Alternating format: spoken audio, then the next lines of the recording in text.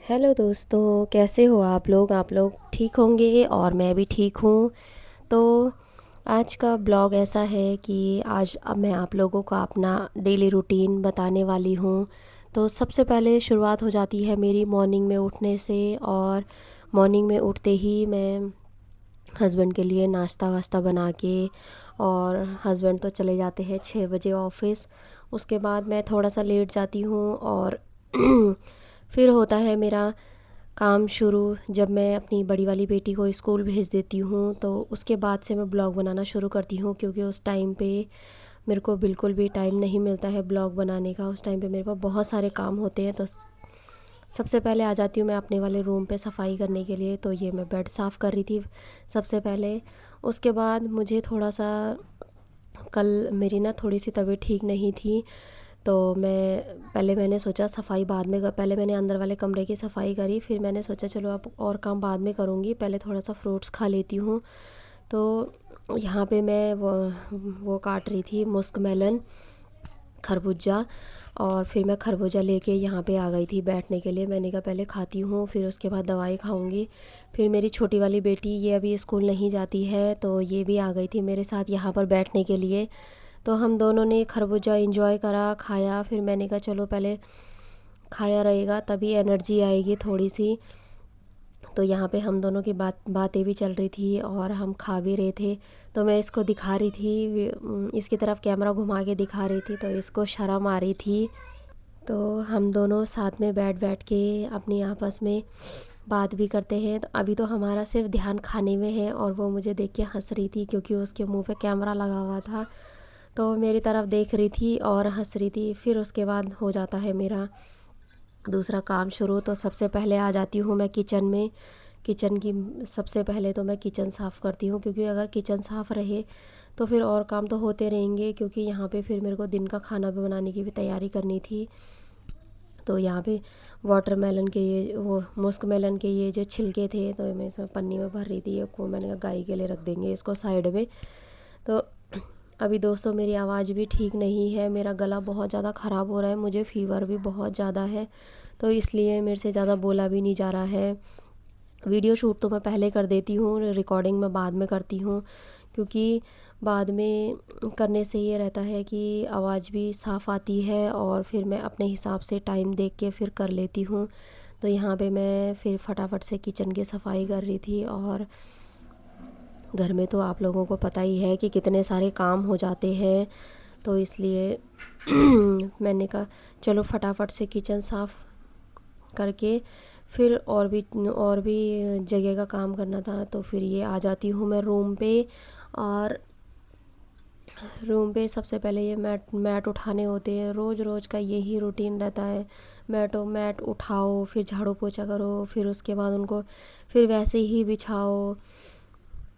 तो यहाँ पे और इस घर में इतनी धूल मिट्टी हो जाती है ना, ऐसा लगता है कि जैसे डेली मैं डस्टिंग करती हूँ, और ऐसा लगता है कि जैसे मैंने पता नहीं कितनों दिनों से डस्टिंग करी नहीं होगी। तो यहाँ पे मैं, ये मेरी बेटी की अलमारी है, इनमें मैंने इनकी कॉपी किताबें रखी हुई हैं। और ये भी मैंने कहा थोड़ा सा साफ़ कर लेते हो। तो ये कैमरे के आगे आके अपनी शैतानियाँ कर रही थी। और ये अपना आराम से अपना खेल रही थी मेरे साथ में, और मैं इधर अपना डस्टिंग कर रही थी। तो ये विंडो इतनी गंदी हो जाती है डेली, इसको अगर साफ़ ना करो ना तो ऐसे लगता है पता नहीं कितनी धूल मिट्टी हो गई है, पता नहीं कब से साफ़ नहीं करा होगा। तो फिर मैं इनको साफ़ वाफ़ करके बटन वटन ये सब जो स्विच बोर्ड है इनको साफ़ वाफ़ करके आ जाती हूँ। फिर आ जाती हूँ मैं दूसरे रूम पे। तो ये मेरी बेटियों का टेंट हाउस है, इसको भी उठाना रखना वही यही काम रह जाता है मेरा पूरे दिन भर। और फिर मैंने वो जो बेडशीट थी वो थोड़ी सी गंदी सी लग रही थी, पता नहीं दोस्तों, मुझे तो ऐसा लगता है कि मैं 2 दिन से तीसरे दिन बेडशीट को वही बिछा नहीं सकती। पता नहीं क्यों मेरे पे ऐसी इतनी वो है, जबकि ये बेडशीट ना इतनी गंदी होती भी नहीं है। यहाँ कोई बैठता भी नहीं है, सिर्फ मेरे अलावा कोई नहीं बैठता यहाँ पर। मैं इनको पढ़ाने के लिए बैठती हूँ बस, यहाँ पर बच्चे नीचे बैठते हैं, मैं ऊपर बैठती हूँ। तभी ये बेडशीट पता नहीं क्यों मुझे इतनी गंदी लगती है। अब देखो मेरा ये रूम चमक गया था, मुझे सबसे अच्छी जगह लगती है अपनी ये। तो उसके बाद ये अपनी मस्ती पे लगी हुई थी, कह रही थी ये हुला हुप मैं मम्मा आपको करके दिखाती हूँ। तो ये कर नहीं पा रही थी। मैं इसको बोल रही थी बेटा आप अभी छोटे हो, आप नहीं कर पाओगे। तब तक इसका खेलते खेलते हमारे आ जाते हैं बिजली वाले अंकल। तो बिजली वाले अंकल से पहले मैंने अपना अपना ये एग्जॉस्ट हमारा चल नहीं रहा था वो ठीक करवाया। उसके बाद मैंने अपना फ्रिज का वो जो लाइट होती है वो भी नहीं चल रही थी, तो फिर मैंने लगे हाथ अंकल से वो भी ठीक करवा ली। तो अंकल वहाँ पे अपना काम कर रहे थे, मैं उनको बैठ के वहाँ पे शूट कर रही थी। तो मैंने कहा, अंकल मेरे से पूछने लगे कि बेटा आप वीडियो बनाते हो? तो मैंने कहा हाँ जी अंकल। फिर उसके बाद मैं एक छोटा सा फेसबुक के लिए ब्लॉग बना रही थी कि मैं थोड़ा सा छोटा सा ब्लॉग बनाया था। उसके बाद मैंने यहाँ पे दिन में रख दी थी खिचड़ी भिगोने के लिए, दाल और चावल, मूंग की दाल और चावल रख दिए थे भिगोने के लिए। उसके बाद जैसे ही मैंने बाहर देखा, इतनी तेज़ धूप, वहाँ एक सेकंड के लिए भी खड़ा नहीं हुआ जा रहा था, ऐसे चुभ रही थी वो धूप। पता नहीं ये मौसम कर क्या रहे, कभी गर्मी कभी सर्दी।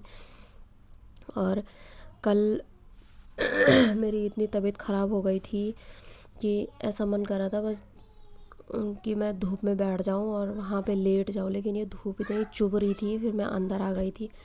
उसके बाद हो गया था हमारा दिन में खाना खाने का टाइम, और ये बनाई थी मैंने खिचड़ी। तो मैं और मेरी बड़ी वाली बेटी यहाँ पे बैठ के खा रहे थे। तो ये मैंने खिचड़ी बनाई थी, थोड़ा सा सैलेड काटा था, और ये नखरे कर रही थी खाने में। फिर हम दोनों ने यहाँ पे खाना एंजॉय करा, हम लोग खाना खाने लग गए थे। जितनी जल्दी खिचड़ी बनाओ ना वो उतनी ही टेस्टी होती है।